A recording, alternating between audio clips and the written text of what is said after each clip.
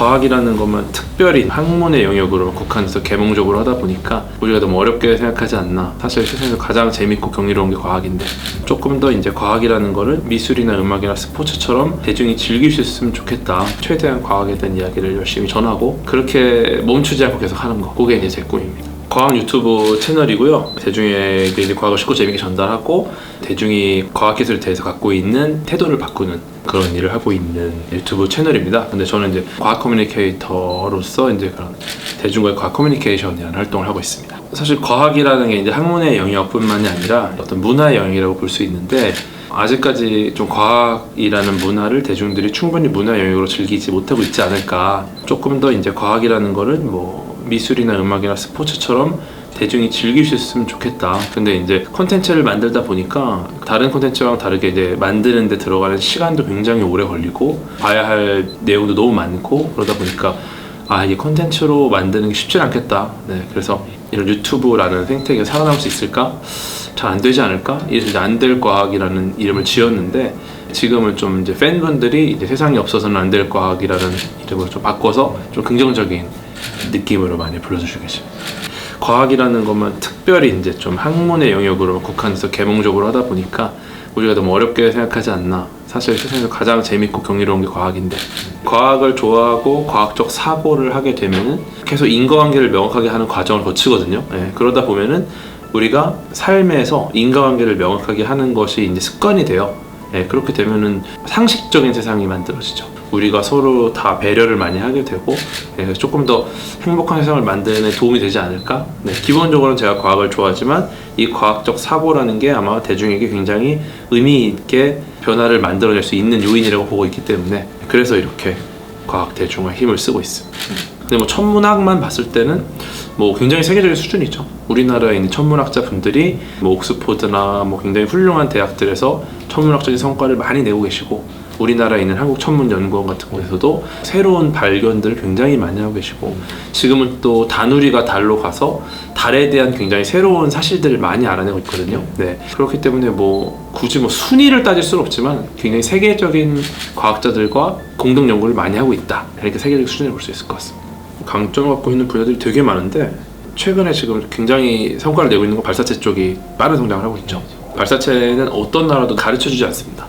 네, 이게 군사력이랑 관련이 많이 돼 있는 기술이다 보니까 근데 그럼에도 불구하고 우리나라가 굉장히 적은 인원과 적은 예산으로 굉장히 많은 성과를 내고 있으니까 다른 나라도 굉장히 주목하고 있는 지금 분야이기도 하고 우리나라가 지금 강점을 갖고 있는 산업 분야가 몇 개 있거든요. 반도체라든지 뭐 자동차. 근데 이런 분야들이 과거에 우리나라가 압도적인 기술력으로 시작한 분야는 하나도 없습니다. 다 후발주자였고 그런 측면에서 봤을 때 우리나라는 후발주자라는 거가 크게 장애물이 되진 않아요.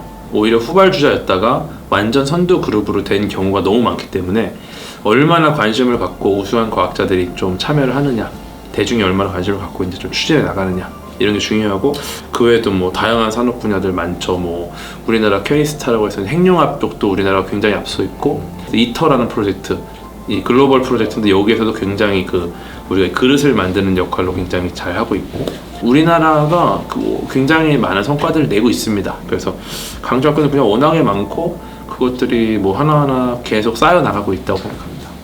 근데 이제 이게 잘할 수 있는 환경이 만들어져 있느냐 이거는 사실 우리가 더 노력해야 될 부분이 많이 있는 것 같고 우리나라는 그냥 개개인의 능력이 워낙 뛰어나요.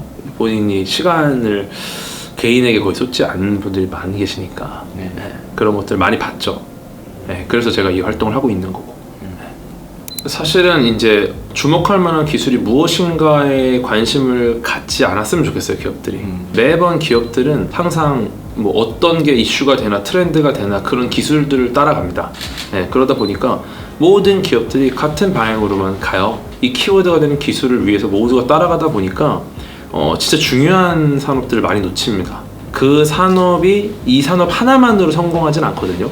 여러 가지 다양한 기술들과 융합해서 성장을 하는 건데 우리는 특히나 어떤 인기가 갑자기 생기는 이슈가 되는 기술에 모두가 너무 매몰되는 느낌이 좀 있어요. 그래서 우리가 노벨상을 줄 때도 이슈가 되는 과학자가 아니라 뭐 아무도 관심 없던 그런 과학 기술을 연구하는 과학자가 노벨상을 받게 되는 경우가 저는 그런 거라고 생각을 해요. 사실 어떤 이슈가 생기면 이제 그 이슈에 모두가 이제 예산과 인력이 붙어버리니까 실제 그 과학기술과 밀접하게 연관이 돼 있지만 그 키워드가 다른 그 기술에 예산이 깎여버려요. 그러면 오랫동안 해오던 그 연구는 오히려 죽어버립니다. 기업가분들은 아무도 관심 없는 과학기술에 서로 관심을 가졌으면 좋겠다. 네, 그것들이 나중에 우리나라의 먹거리가 될 수도 있을 거다. 저는 이제 플랫폼 역할을 하고 있는 거고, 저를 통해서 수많은 수천 명의 과학자들을 사랑하고 계신 것 같아요. 과학자들, 과학 자체가 굉장히 사랑스러운 존재이기 때문에 대중들이 좋아해주고 계신 거고, 저는 그 중간에서 전달자 역할을 열심히 하고 있는 거고, 오히려 제가 사랑받으면 안 됩니다. 저보다는 제가 이제 설명하는 과학과 과학자들이 더 많은 사랑을 받아야 되고, 결국 그들이 핵심이거든요. 네. 실제로 그런 알맹이들을 만들어내는 분들한테 더 많은 관심을 가져주시면 좋을 것 같고, 물론 저의 얘기가 또 재밌기 때문에 저 때문에 조금 모여드는 게 있다면 굉장히 의미가 있지만, 그게 계속 모여드는 걸 넘어서 이제 실제 알맹이로 접근하는 게 되게 중요하다고 생각을 합니다. 우리가 뭐 마트에서 시식 코너에 가서 시식만 하는 건 의미가 없잖아요. 결국 이 음식을 사야지. 시식 코너에 바글바글하게 만드는 게 이제 제 역할인 거고, 그 다음에 음식을 많이 사가셨으면 좋겠다 라는 생각을 하고 있습니다. 지금은 좋은 연구하시는 분들이 이미 저희를 많이 알고 계셔가지고 먼저 나오고 싶어 하시는 분들도 굉장히 많이 계시고, 해외에 계신 분들이 뭐 MIT, 하버드에 계신 분들이 이제 국내에 들어왔을 때 내 연구를 좀 알리고 싶다는 분들도 많이 계시고, 그리고 그런 분들이 일단 과학 자체에 대한 애정이 있기 때문에 그분들은 일단 설명 자체를 정말 즐겁게 하세요.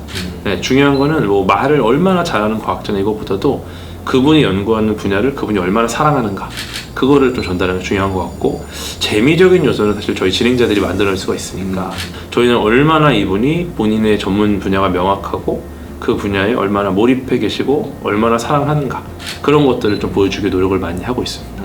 계속 과학 소통을 해야죠.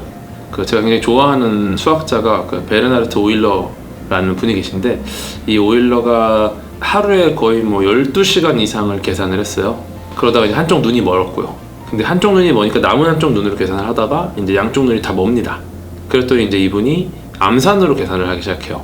오히려 눈이 안 보이니까 더 명료해졌다 이러시면서.